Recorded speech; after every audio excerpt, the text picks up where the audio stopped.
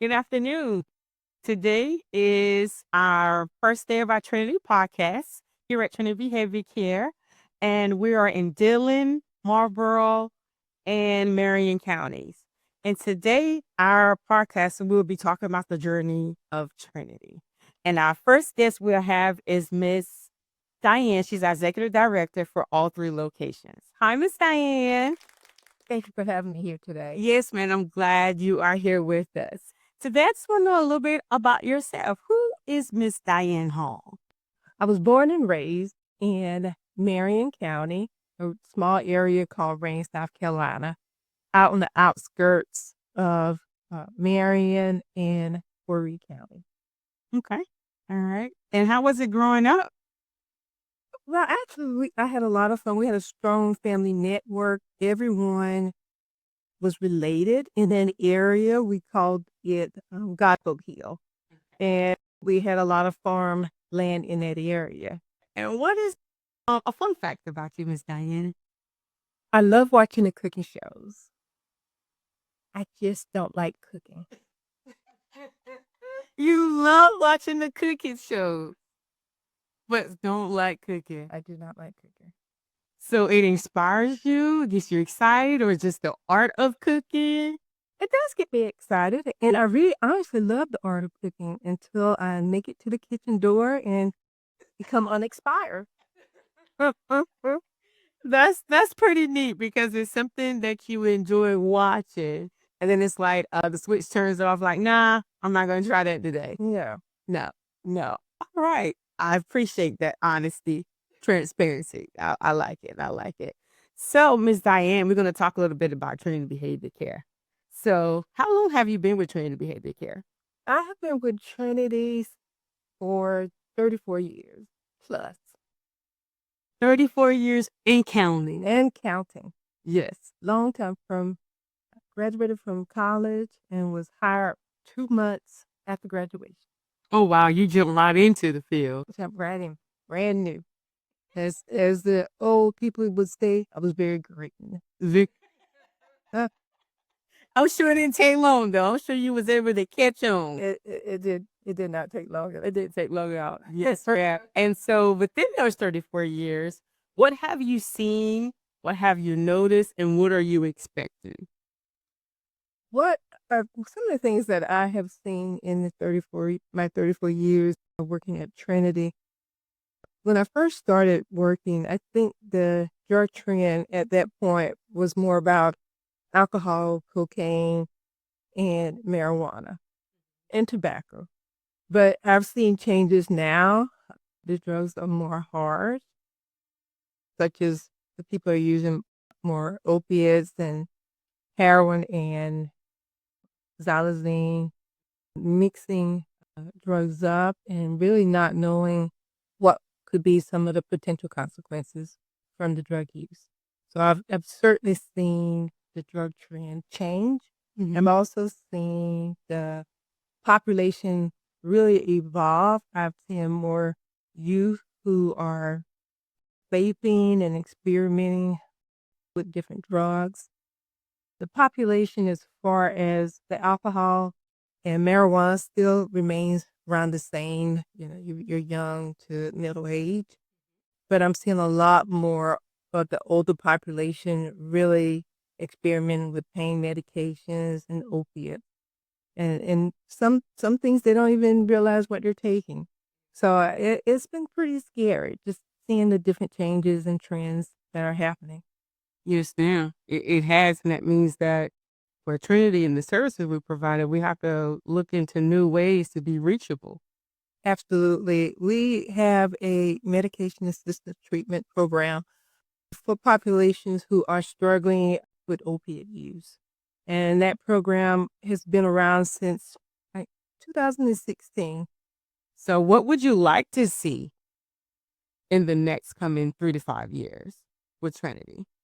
I would love to have, if I had a wish, it would be more of a one-stop shop that you have agencies in one building be able to provide the network of different services for the clients that we serve. And we're we're in rural areas. We're part of the PD area, and many clients don't have the transportation to come back and forth to different appointments and programs. And that's where you lose those clients because they don't have that opportunity to have a one-stop shop, so they don't have to go back and forth or trying to find someone to bring them to those particular appointments. Yes. So transportation is definitely a priority. It's certainly a priority. Yes, because we want to be able to provide the service and be able to, give them what they need at any given chance. So, what is your passion? What drives you? Seeing positive changes. And I realize that, our clients do have setbacks, Mm-hmm. but I love to see them push through those setbacks, Yes. setting goals, making changes, Mm-hmm. families uniting. Those things certainly unite a fire under me. I love seeing families reunite. Mm-hmm. I love seeing clients who have goals to go to school, get their GED, move further in their education. Those are the things that give me passion, that I can see those changes and I can see the positive changes in the families when they see that loved one Mm-hmm. trying or making a difference in their own personal lives. Because addiction does impact the entire family. And I think sometimes we forget that it's not that person by themselves, it's the entire family unit that's impacted. That is very true. And can you touch on that a little bit? Because, like you said, you have that family, but then there's that individual, but the family itself needs support as well.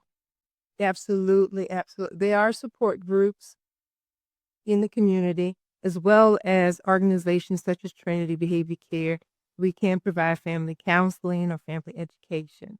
I think it's those missed opportunities to educate themselves as well as educating the person who's actually experiencing the addiction themselves. The addiction is the entire family's problem. And then how do we move forward? We begin to reunite. How do we begin to trust each other? And having those kind of cushions or networks, I think that will make a huge difference for the family. So we do encourage more family involvement. And a lot of times families don't feel like they should be a part of that, but they should. Yes, ma'am. Yes, ma'am. And what other services do we provide within the community that we don't hear too much about? Like we know for adolescents, we help with the schools and we help with DJJ, but what are some other departments here at Trinity Service? We do service departments of social services, probation and parole, employee assistant programs, so different county administration facilities we work with. We also provide classes for individuals who have DUIs as well. So we provide a host of different services along with our prevention department. See, like what we're doing today. We have social media, we do billboards, a lot of evidence-based practices in the schools and the communities. And that's the goal, to provide the prevention first, to educate the community before they move into making decisions that could eventually impact their lives and impact others. Okay. Yes. I'm glad you was able to explain that. And that way they will have their own perspective or can hear the services that we provide to know for themselves to be able to just call, to call us and be able to get the services that they need. Absolutely. Absolutely. We have walk-ins. You don't miss when I have to schedule appointments.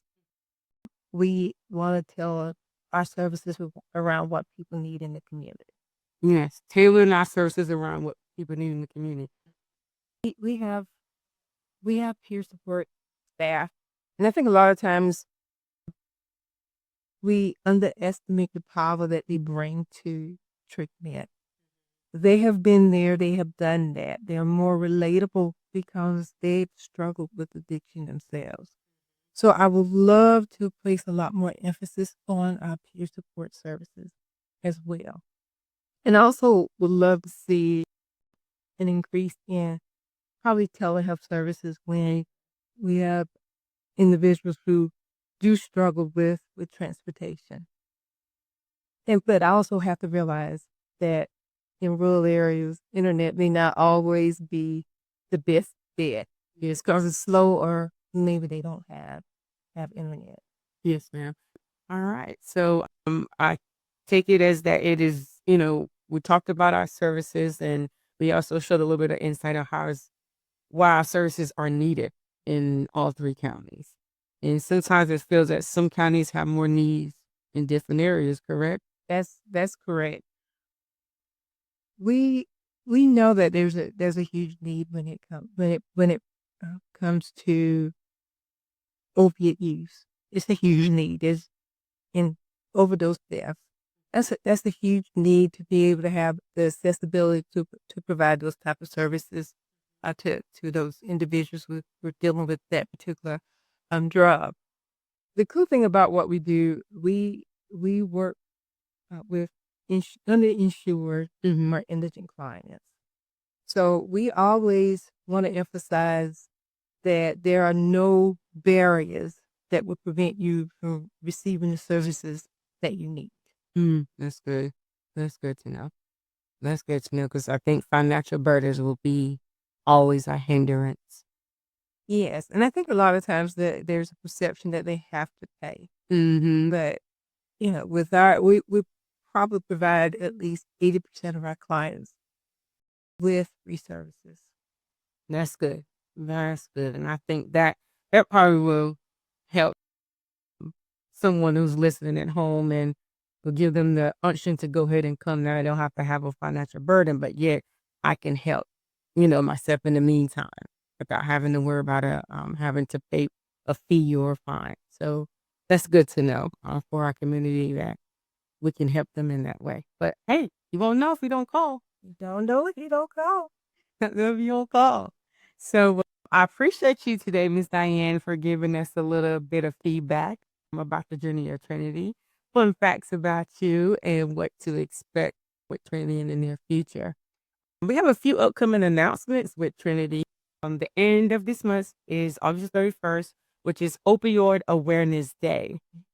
So we're collaborating, trying to see if any community partners are doing anything. We may do a pop-up Narcan and test scripts in the communities in all three counties.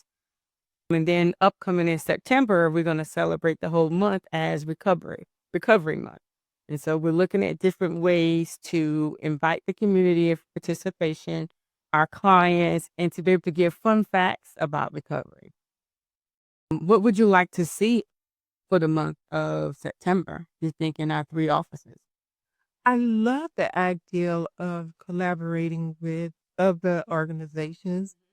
The more resources, it makes it so much better for clients to realize or people in the community to realize that there are things out there that I can connect with. Yeah, there you go. I think sometimes they don't realize the services that are available in the community. But the more advertising that we can do, the more resources that we can give, I think makes a huge difference in using the social media platform. A lot of people are connected to Facebook and Twitter and all those other fancy names that I don't even know. So I think networking and just being more visible in the community, I think that's going to be a huge asset for the organization and other resources out. Yes, ma'am. I agree. I agree. So definitely looking forward to what's to come and what lies ahead. This is the start of something new, and I think we're going to do just fine. I think so. You think so? I think so. All right. Thanks again. Thank you, everyone, for watching and listening. Stay tuned and looking forward to seeing you on the next podcast. Have a blessed day.